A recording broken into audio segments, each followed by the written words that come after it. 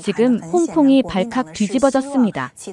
홍콩에서 중국어를 거부하는 시민들이 늘고 있고 정부가 이를 규제하고 나섰다고 합니다. 본격적인 언어 저항 현상이 시작된 것입니다. 그런데 뜻밖에도 한글이 조용한 저항의 상징으로 떠오르고 있다고 하는데요. 광동어만 취급하는 서점, 그리고 그곳에 들어온 한 권의 한글책. 모든 변화는 거기서 시작됐습니다. 중국 정부를 자극한 홍콩의 한글 혁명은 한글이 민주주의의 상징으로 다시 조명받는 계기가 되어 지금 홍콩에서 새로운 의미로 태어나고 있습니다. 바로 그 놀라운 이야기를 시작합니다. 그 전에 잠깐 좋아요와 구독, 클릭 하나가 한글의 가치를 더 많은 사람들에게 알리는 힘이 됩니다. 저는 몽콕 거리의 좁은 골목에 자리 잡은 홍콩 스토리라는 중고 서점의 주인 왕청수입니다. 올해 69. 이 자리에서 40년째 책방을 지키고 있죠. 우리 책방은 크지 않아요. 천장까지 닿는 책장들 사이로 겨우 한 사람이 지나갈 수 있을 정도입니다. 하지만 광동어로 된 책만 모아놓은 이곳은 제 자부심이자 인생 그 자체입니다. 매일 아침 7시, 저는 40년 동안 해온 것처럼 낡은 철제 셔터를 올리고 책 먼지를 털어냅니다. 사람들은 제가 고집불통이라고 말하죠. 변화는 홍콩 속에서 오직 광동어 책만 고집하는 늙은이라고요. 하지만 제게 이 책들은 단순한 종이가 아닙니다. 이것은 우리의 목소리이자 기억입니다. 오늘도 저는 책장 사이에서 시간을 거슬러 올라가는 여행을 합니다. 그런데 최근 제 평화로운 일상에 작은 파문이 일기 시작했습니다. 어느 흐린 오후였습니다. 도어벨이 울리고 중년 남성 한 명이 들어왔어요. 그는 빨간색 캐리어를 끌고 있었고 관광객임이 분명했습니다. 저를 향해 표준 중국어로 말을 걸었죠. 여기 소설책 있나요? 현대 중국 작가거요. 저는 미소를 지으며 천천히 고개를 가로저었습니다. 손님, 죄송합니다만 이곳은 광동어 책방입니다. 표준 중국어 책은 취급하지 않아요. 그의 표정이 굳어졌어요. 처음엔 제가 장난치는 줄 알았는지 웃음을 지었지만 제 표정이 진지하다는 걸 깨닫고는 목소리를 높였습니다. 홍콩도 중국이잖아요. 왜 중국어 책이 없죠? 저는 차분하게 대답했습니다. 홍콩의 모국어는 광동어입니다. 저희 책방은 광동어 서적만 취급합니다. 결국 그 손님은 화를 내며 나갔어요. 그리고 다음 날, 제 작은 책방이 갑자기 온라인에서 화제가 되었습니다. 누군가 그 장면을 몰래 찍어 소셜미디어에 올린 거죠. 영상은 순식간에 퍼졌고 댓글은 둘로 나뉘었어요. 일부는 저를 응원했지만 다른 쪽에선 맹렬한 비난이 쏟아졌습니다. 홍콩 언론에서도 저를 다뤘어요. 중국어를 거부하는 고집불통 서점 주인이라는 제목의 기사가 났습니다. 하지만 저는 평소처럼 아침 7시에 책방 문을 열고 밤 10시에 닫았어요. 누가 뭐라든 제 원칙은 변함없었으니까요. 탕수이 골목 사람들은 저에게 왕 아저씨, 괜히 문제 만들지 말라고 걱정했죠. 하지만 제 마음은 이미 정해져 있었습니다. 이건 정치적 저항이 아니라 문화를 지키는 일이었으니까요. 광동어는 단순한 언어가 아닙니다. 그것은 우리의 정체성이자 역사입니다. 저는 매일 밤 책방 문을 닫고 나서 오래된 찻잔에 보이차를 따르며 생각했습니다. 이렇게 조용히 버티는 것, 그것만으로도 의미가 있지 않을까? 창밖으로 몽콕의 네온 사인이 빛나고 저는 내일도 변함없이 문을 열 준비를 했습니다. 조용한 저항은 그렇게 시작되었습니다. 며칠이 지나자 논란은 잠잠해졌습니다. 서점은 평소와 같이 한산했고 저는 이따금 찾아오는 단골 손님들과 광동어로 담소를 나누며 시간을 보냈어요. 비 내리는 수요일 오후 문이 열리며 한 남자가 들어왔습니다. 키가 크고 단정한 정장 차림이었죠. 처음 보는 얼굴이었어요. 안녕하세요. 그가 서툰 광동어로 인사했습니다. 이곳이 광동어만 취급한다는 홍콩 스토리 맞나요? 저는 고개를 끄덕였습니다. 맞아요. 무엇을 도와드릴까요? 그는 한국어 억양이 묻어나는 광동어로 자신을 소개했어요. 저는 김민수라고 합니다. 한국 외교부 자문위원이에요. 최근 홍콩에 부임했죠. 김민수는 책장 사이를 천천히 거닐며 손가락으로 책등을 쓸었습니다. 그러더니 문득 저를 향해 돌아섰어요. 왕 선생님, 뉴스에서 봤어요. 광동어만 취급하시는 철학이 정말 인상적이었습니다. 저는 의아했지만 미소를 지었습니다. 단지 제가 평생 지켜온 원칙일 뿐인데요. 김민수는 고개를 저었습니다. 아닙니다. 그건 언어를 지키는 문화적 저항이에요. 저희 한국에도 비슷한 역사가 있습니다. 그는 가방에서 한 권의 책을 꺼냈어요. 표지에는 제가 읽을 수 없는 글자들이 있었습니다. 이건 훈민정음 해례본의 번역본입니다. 한글이라는 우리 글자의 창제 원리를 설명한 책이죠. 한글이요? 네, 우리 한국의 글자입니다. 왕 선생님께 드리고 싶어요. 저는 망설였습니다. 이런 귀한 걸 받아도 될지. 김민수는 웃으며 말했어요. 꼭 받으세요. 언젠가 다시 찾아오겠습니다. 그렇게 그는 떠났고 저는 그날 밤 처음으로 한글이라는 글자를 만났습니다. 책을 펼치니 영어와 중국어 번역이 함께 있어 내용을 대략 이해할 수 있었어요. 한글은 세종대왕이라는 임금이 백성들을 위해 만든 글자라고 합니다. 그때까지 한국에서는 중국 한자만 썼는데 일반 백성들은 배우기 어려웠대요. 그래서 누구나 쉽게 배울 수 있는 새 글자를 만든 거죠. 글자를 백성을 위해 만들다니. 저는 책장을 넘기며 감탄했습니다. 광둥 거리의 불빛이 서서히 꺼져가는 밤, 제 손에는 낯선 나라의 글자가 들려 있었고 마음에는 새로운 궁금증이 피어났어요. 백성을 위한 글자라니 정말 그런 게 가능할까요? 한글의 모양은 단순했지만 그 속에 담긴 철학은 깊어 보였습니다.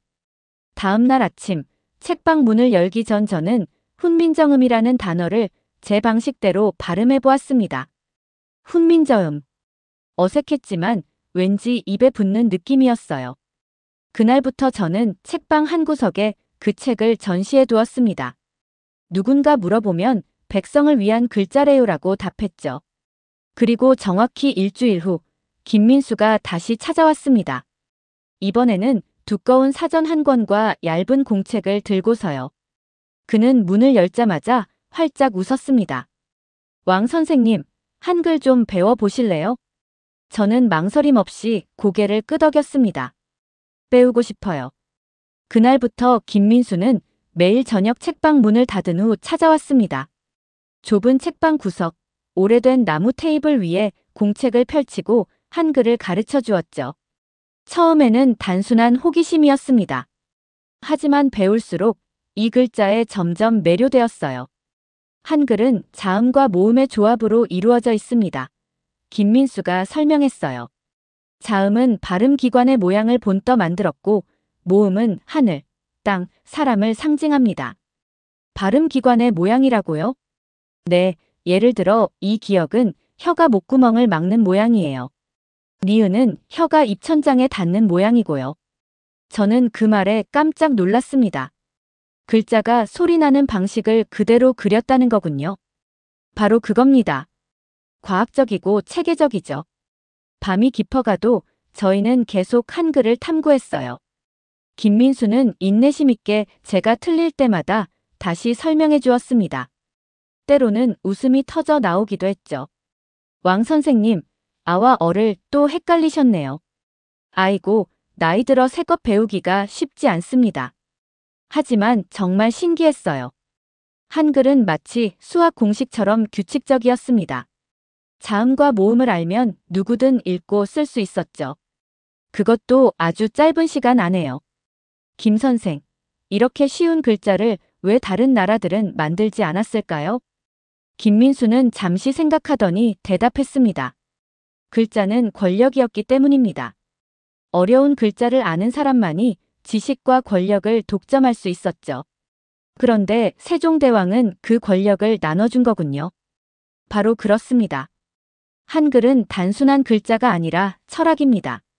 그 말에 제 가슴이 뜨거워졌어요.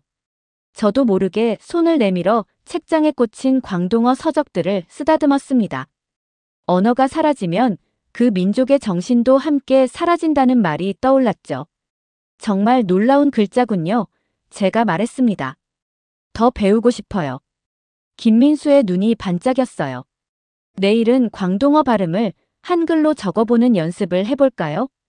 제 마음은 이미 한글에 빼앗겨 있었습니다. 그날 밤, 저는 꿈에서도 기억, 니은, 디귿을 중얼거렸어요. 600년 전, 먼 나라의 임금이 만든 글자가 이제 제 삶에 들어온 것입니다. 시우찬. 맞았습니다. 고맙습니다를 정확히 적으셨어요. 김민수가 기쁨에 찬 목소리로 말했습니다.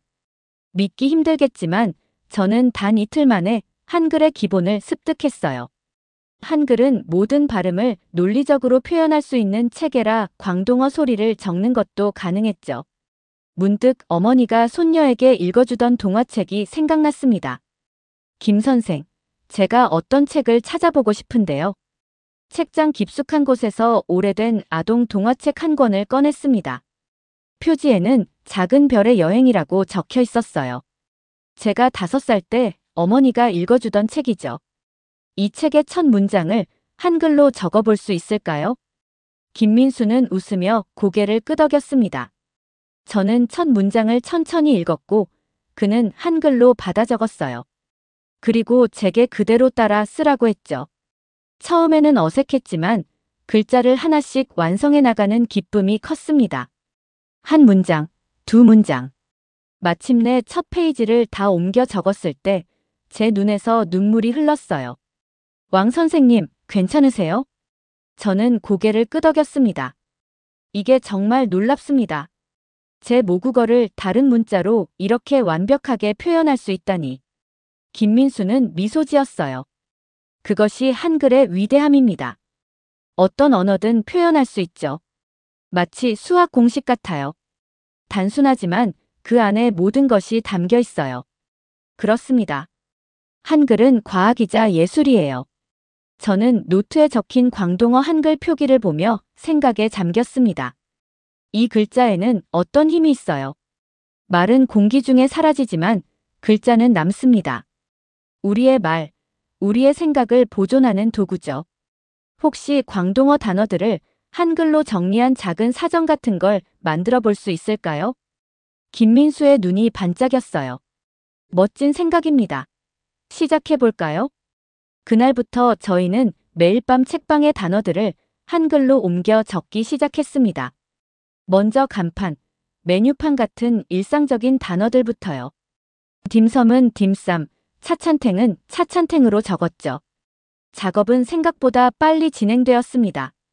김 선생, 저는 이제 왜 세종대왕이 이 글자를 만들었는지 이해할 것 같아요. 어떤 점에서요? 글자가 어려우면 기억과 지식도 사라집니다. 하지만 이렇게 쉬운 글자가 있다면 말을 끝맺지 못했지만 김민수는 제 생각을 이해한 듯 했어요. 우리는 밤늦게까지 단어를 모으고 발음을 정리했습니다. 책방 한쪽에는 점점 더 많은 한글 표기가 늘어갔어요. 어느 날 아침, 저는 결심했습니다. 책방 입구 오른쪽 작은 코너에 광동어, 한글 표기 섹션을 만들었어요. 김민수와 함께 만든 단어장과 문장들을 예쁘게 정리해 벽에 붙였죠. 처음에는 아무도 관심을 보이지 않았습니다. 그저 특이한 외국 글자려니 하고 지나갔을 뿐이에요. 하지만 사흘째 되는 날, 레이디스 마켓에서 일하는 왕 아주머니가 들어오셨습니다. 왕 아저씨, 이게 뭐예요? 이상한 글자네. 저는 웃으며 대답했어요. 한국 글자입니다. 한글이라고 하지요. 근데 여기 쓰인 건 광동어 같은데? 맞아요. 광동어를 한글로 표기한 겁니다. 왕 아주머니는 의아한 표정으로 벽에 붙은 종이들을 살펴보았습니다. 그러더니 갑자기 웃음을 터뜨렸어요. 아이고, 정말 신기하네. 소고기 국수가 소우고우 국수라고 적혀 있군. 다른 손님들도 하나둘 관심을 보이기 시작했어요. 특히 젊은 학생들이 많이 찾아왔습니다.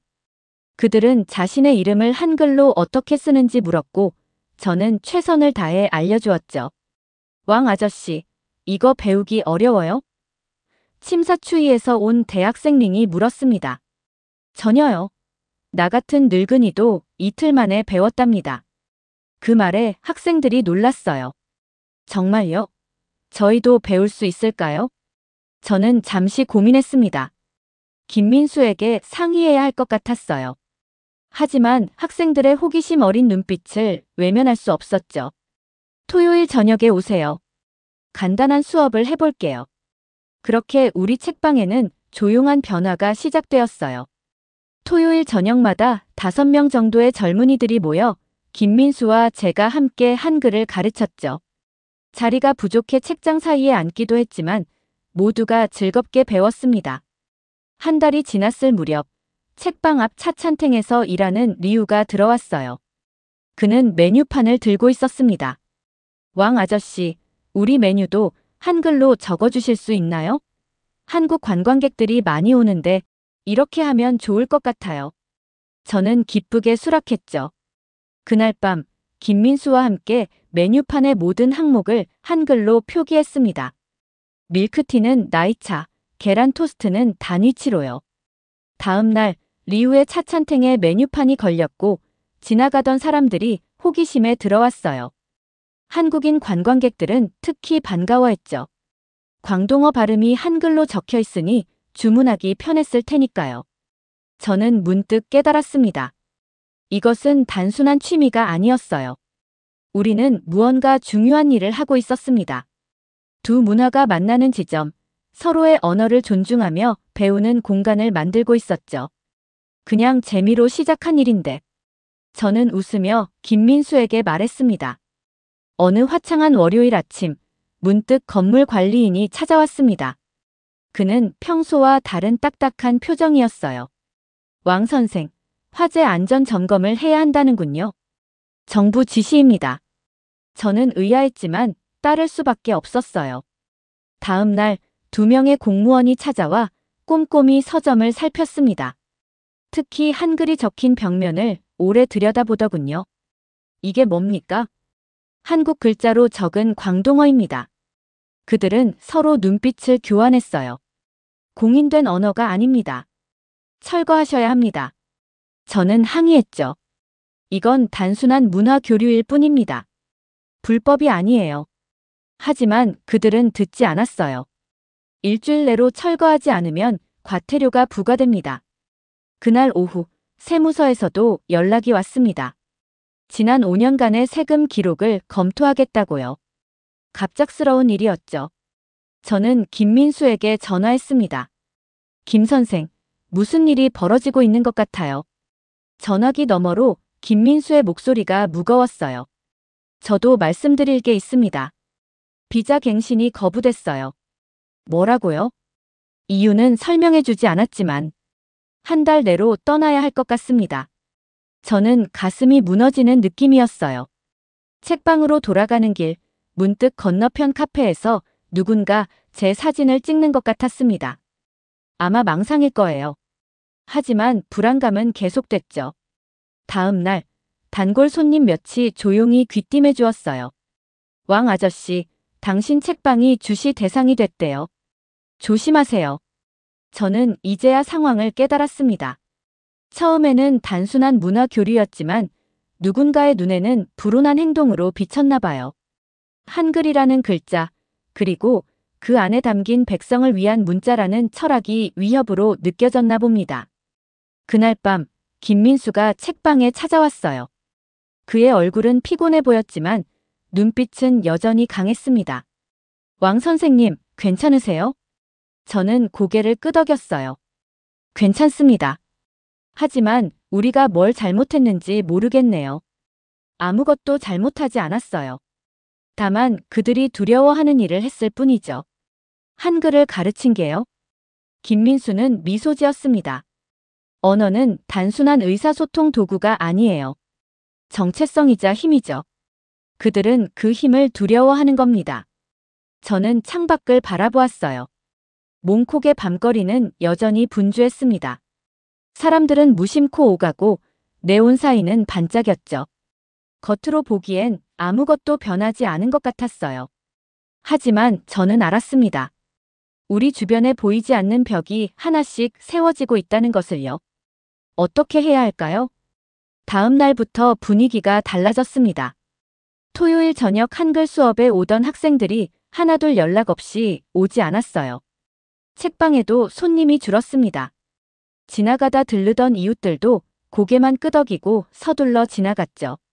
일주일이 지났을 때 20년 단골이었던 천 선생이 찾아왔어요. 그는 항상 역사책을 좋아했습니다. 평소와 달리 주변을 살피며 낮은 목소리로 말했어요. 왕 선생, 난 자네를 존경하네. 하지만 이러다 큰일 날 수 있어요. 무슨 말씀이신지? 천 선생은 한글 표기가 있는 벽을 가리켰습니다. 저것들 좀 치우게. 괜히 문제 생길라. 저는 가슴이 아팠어요.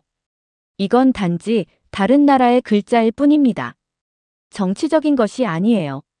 세상에 정치적이지 않은 것이 어디 있나? 특히 여긴 홍콩이야. 그가 한숨을 쉬었어요. 난 당분간 못 올 것 같네. 내 아들이 공무원인데 내가 이곳에 오는 걸 알면 문제가 생길 수 있어. 천 선생이 떠난 후 저는 한글 코너 앞에 한참을 서 있었습니다. 손가락으로 벽에 붙은 종이들을 만졌어요. 제 마음은 흔들렸습니다. 40년간 지켜온 서점이었어요. 이대로 무너지게 할 수는 없었죠. 그날 저녁 김민수가 마지막으로 찾아왔습니다. 그는 떠날 준비를 마친 듯 했어요. 내일 아침 비행기입니다. 그가 말했어요. 저는 고개를 끄덕였습니다. 뭐라 말해야 할지 몰랐어요. 김민수는 조용히 책장을 둘러보다가 말했습니다. 왕 선생님, 혹시 조선어학회에 대해 들어보셨나요? 아니요, 무엇인가요? 일제강점기 때 한글을 지키기 위해 목숨을 걸었던 학자들이에요. 그들은 한글 사전을 만들었습니다. 감옥에 갇혀서도 고문을 당하면서도 저는 놀랐어요. 사전을 만드는데 왜 그런 탄압을? 언어는 민족의 정신이니까요. 그들은 그걸 알았어요. 김민수가 제 어깨에 손을 얹었습니다. 언어를 지키는 일은 항상 쉽지 않았어요. 하지만 그만큼 가치 있는 일도 없습니다. 그의 말이 제 가슴에 깊이 박혔어요. 문득 어머니가 광동어로 들려주시던 옛 이야기들이 떠올랐습니다. 그 이야기들이 사라진다면 우리의 정신도 함께 사라지는 것 아닐까요? 김 선생, 제가 마침내 입을 열었어요. 한글을 계속 가르치고 싶습니다. 김민수의 눈빛이 변했어요. 그는 제 얼굴을 찬찬히 살펴보더니 미소를 지었습니다. 그럴 줄 알았어요. 내일 떠나기 전에 마지막 선물을 드리겠습니다. 그가 가방에서 작은 상자를 꺼냈어요. 안에는 한글 자모 도장 세트가 있었습니다. 이걸로 계속하세요. 제가 없어도. 김민수가 떠난 지 일주일이 지났습니다. 서점은 조용했고 한글 코너는 철거했지만 그 자리에는 여전히 빈 벽만 남았어요. 저는 매일 밤 혼자 한글 공부를 계속했습니다. 김민수가 남긴 교재와 도장으로 조금씩 실력을 쌓았죠. 그날은 비가 많이 내렸어요. 밤 9시가 넘어 이제 문을 닫으려던 참이었습니다. 문득 도어벨이 울렸고 비에 흠뻑 젖은 중년 남성이 들어왔어요.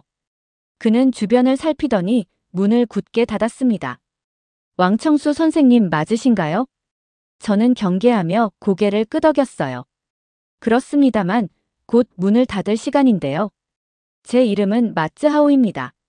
그 이름을 듣는 순간 저는 숨이 멎는 듯 했어요. 마츠하오. 1989년 민주화 시위를 주도했던 인물이었습니다.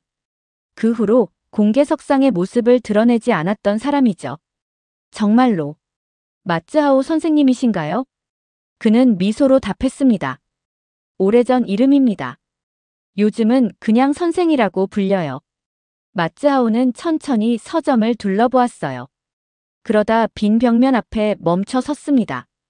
여기 한글이 있었다고 들었습니다. 저는 놀랐어요. 어떻게 아셨죠? 소문이 돌았어요. 광동어를 한글로 적는 서점이 있다고. 그가 빈 벽을 바라보며 말했습니다. 저도 한글에 관심이 있어서요. 제가 잠시 망설이다 결심했어요. 카운터 아래에서 그동안 숨겨두었던 한글 자료들을 꺼냈습니다. 마츠하오의 눈이 반짝였어요. 정말 아름다운 글자군요. 저는 용기를 내어 물었습니다. 실례지만 왜 한글에 관심이 있으신가요? 마츠하오는 한참을 침묵하다 입을 열었어요. 저는 이 글자에서 옛날 우리가 말하려던 것을 봅니다. 어떤 의미인지. 왕 선생, 언어는 단순한 소통 도구가 아닙니다. 그것은 존재의 방식이죠. 우리가 세상을 인식하는 창입니다. 그때 책방 뒷문이 열리고 김민수가 들어왔어요. 저는 깜짝 놀랐습니다. 김 선생, 떠나신 줄 알았는데요. 김민수가 쓴웃음을 지었어요. 공항까지 갔다가 돌아왔습니다. 아직 할 일이 남아서요. 김민수와 마츠하오는 서로를 바라보았습니다. 두 사람은 처음 만난 것 같았지만 무언가 통하는 것이 있어 보였어요. 한글은 소리이자 정신입니다. 김민수가 말했어요. 마츠하오가 고개를 끄덕였습니다. 그 정신, 홍콩에 남아 있었군요. 그날 밤, 우리 셋은 밤늦게까지 이야기를 나눴습니다. 마츠하오는 1980년대 학생 운동에 대해, 김민수는 한국의 민주화 과정에 대해 들려주었죠.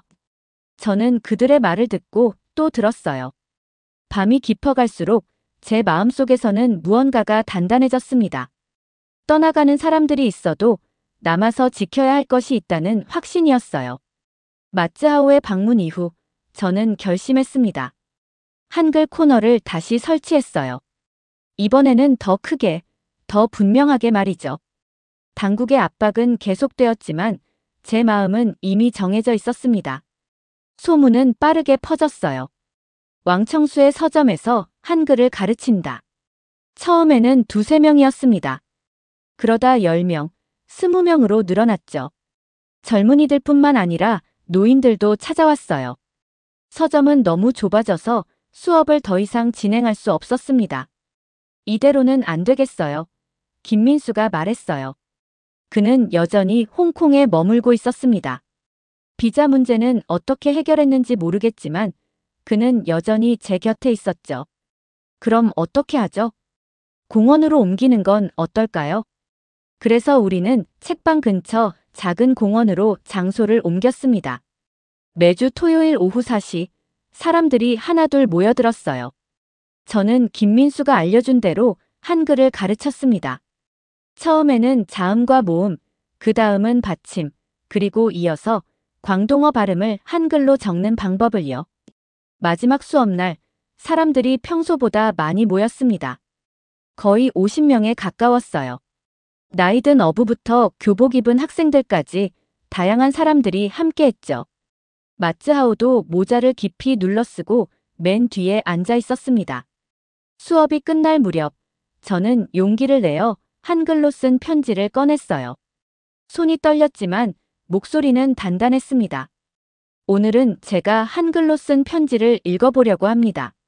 사람들의 시선이 저에게 고정되었어요. 저는 천천히 종이를 펼쳤습니다. 홍콩은 저의 고향입니다. 광동어는 저의 언어입니다.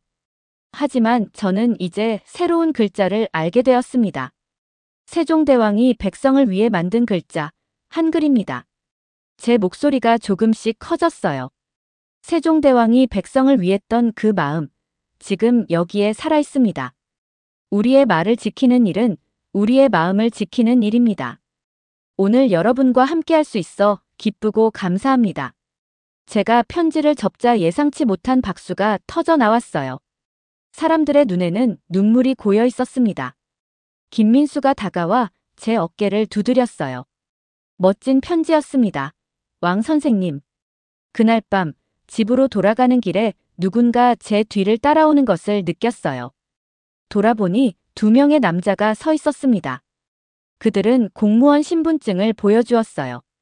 왕청수 씨, 내일 아침 9시에 경찰서로 출두하셔야 합니다.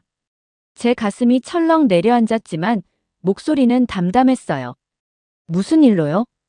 불법 집회 및 미승인 언어 교육에 관한 조사입니다.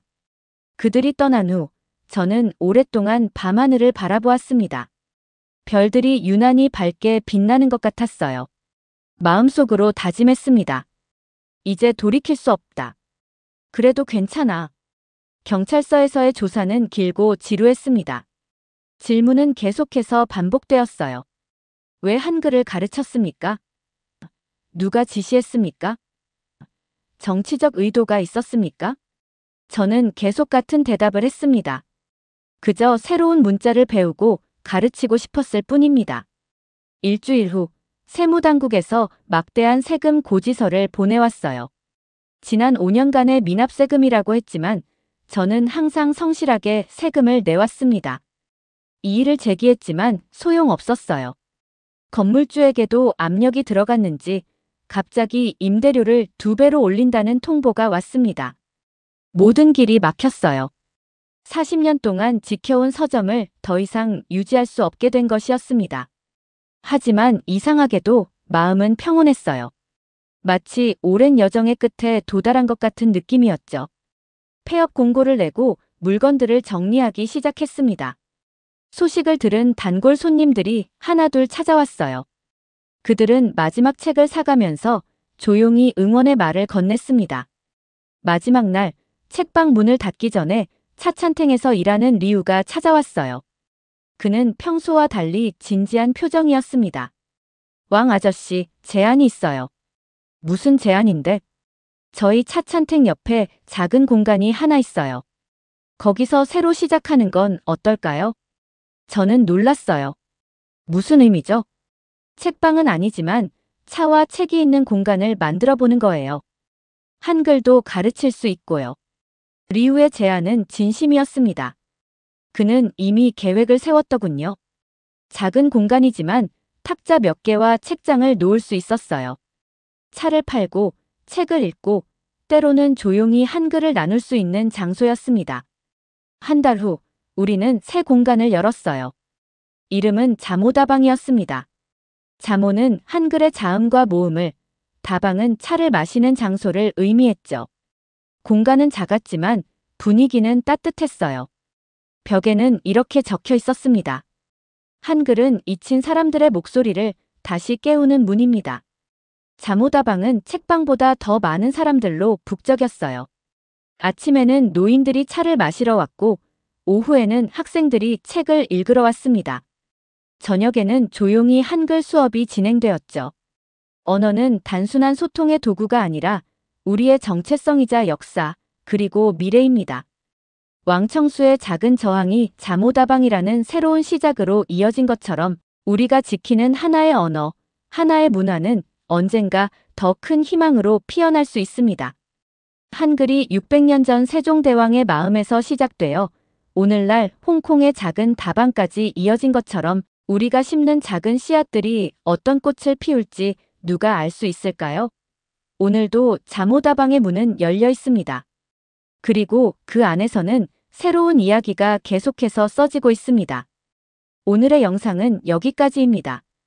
오늘 사연이 즐거우셨다면 댓글로 응원의 메시지 남겨주세요. 구독과 좋아요는 영상 제작에 큰 힘이 됩니다. 긴 영상 시청해주셔서 감사합니다.